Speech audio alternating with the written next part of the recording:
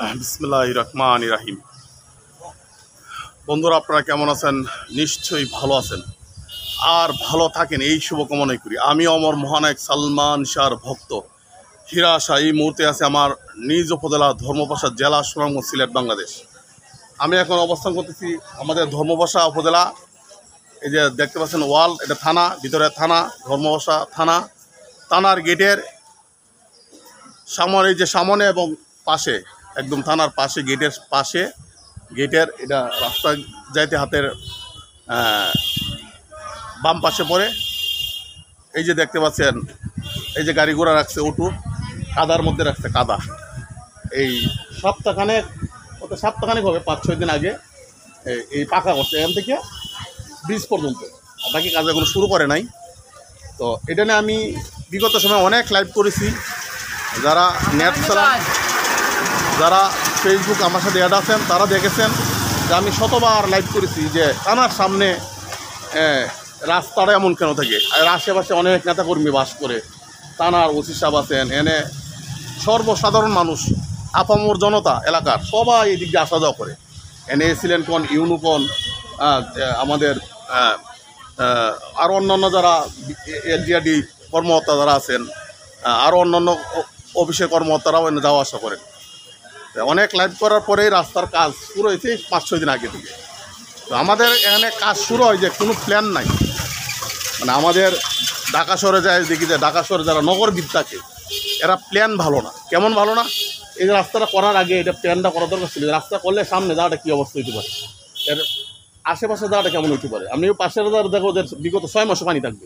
এটা যে অবস্থা, এটা যদি কোনো রিফাইরিং না করে 6 মাস, অর্থাৎ এই বর্ষাকালটা 6 থেকে 7 মাস হয়, বর্ষাকাল 6 থেকে 7 মাসের অবস্থা এমন থাকবে।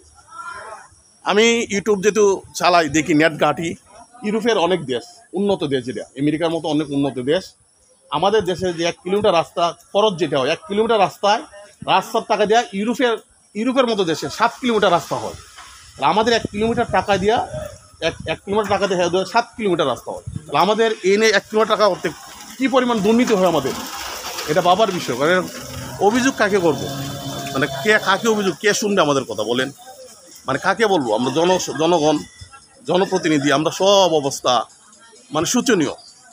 500 টাকা দিলে আমি বিক্রি হয়ে যাচ্ছে, একজন 50 টাকা দিয়ে একজন বিক্রি হয়ে যাচ্ছি, 100 টাকা দিলাম তার পিছিয়ে ঘুরতেছি। তো অভিযোগটা কার কাছে করবো?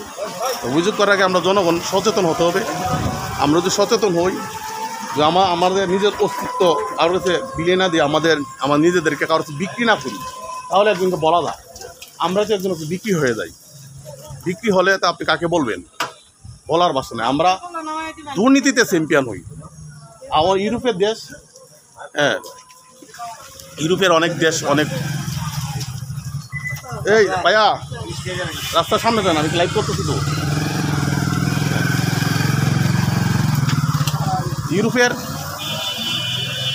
ইউরোপের অনেক দেশ দুর্নীতিমুক্ত চ্যাম্পিয়ন হল, মানে দুর্নীতিমুক্ত চ্যাম্পিয়ন। আর আমরা দেশ দুর্নীতিযুক্ত চ্যাম্পিয়ন হই। পার্থক্যটা দেখছেন? আমাদের মন মানসিকতা, আমাদের চিন্তা চেতনা, আমাদের জ্ঞান, আমাদের ধ্যান, আমাদের ধারণা সব কিছু নিচুর দিকে, উপরের দিকে না। আমরা ডিজিটাল বলি, এদিকে ডিজিটাল বাংলাদেশের অবস্থা এরকম হবে অনেক। তবে অন্য অনেক জেলায়, অনেক জায়গায় উন্নত হচ্ছে, উন্নত হচ্ছে। তবে আমরা অবহেলিত। আমরা যেহেতু জেলা বিচ্ছিন্ন এলাকা, আমাদের জেলা হলো সুনামগঞ্জ, আমরা জেলা থেকে অনেক দূরে এই থানাটা, যার জন্য আমরা সবসময় অবহেলিত থাকি। আমাদের যত এমপিরা আসে তারা কিন্তু ওইভাবে ডেভেলপ করে না, যার জন্য রাস্তায় এই অবস্থা থাকে।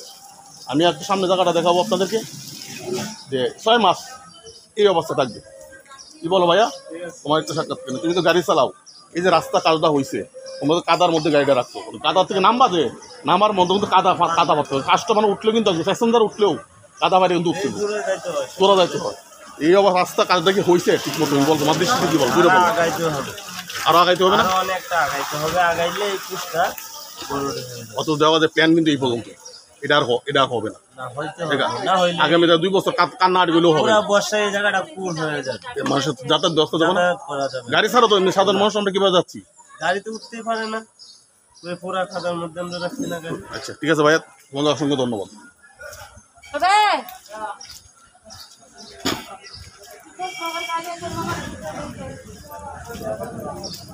আমি বন্ধুরা এখন এই যে রাস্তা দেখেন কি অবস্থা, এই রাস্তা থেকে পানি এসে জমে।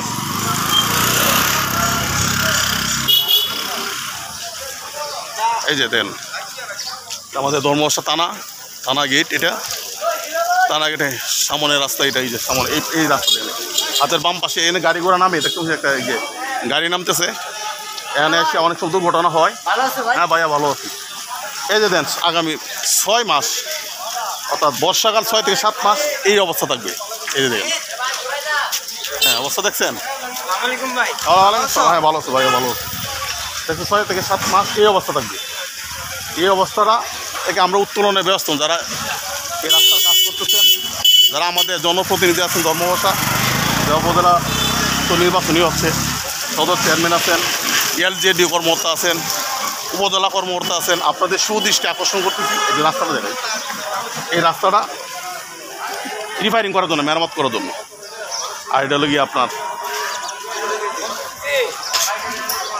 এই হলো রাস্তার অবস্থা, কাদা। এই যে আমার পিছনে থানা দেখতে পাচ্ছেন বন্ধুরা,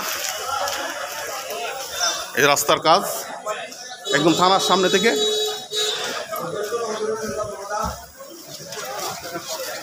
এই পর্যন্ত কাজ করে আসছে, থানার সামনে থেকে এই যে সীমা আমি যেখানে দাঁড়িয়ে আছি বন্ধুরা, এ পর্যন্ত কাজ করে আসে। আবহাওয়া তো বন্ধ রয়েছে, তাই না কখন কাজ আবার শুরু হবে আল্লাহ বাকি ভালো জানেন। তো বন্ধুরা আমি আপনাদেরকে দেখানোর চেষ্টা করলাম থানার সামনে কী অবস্থা। তা সকলেই ভালো থাকুন, সুস্থ থাকুন, সুন্দর থাকুন, নিরাপদে থাকুন। ভিডিওটি দেখার পর লাইক শেয়ার কমেন্ট করে আমার সাথে থাকবেন, পাশে থাকবেন। আসসালামু আলাইকুম রহমতুল্লাহ বরকাত।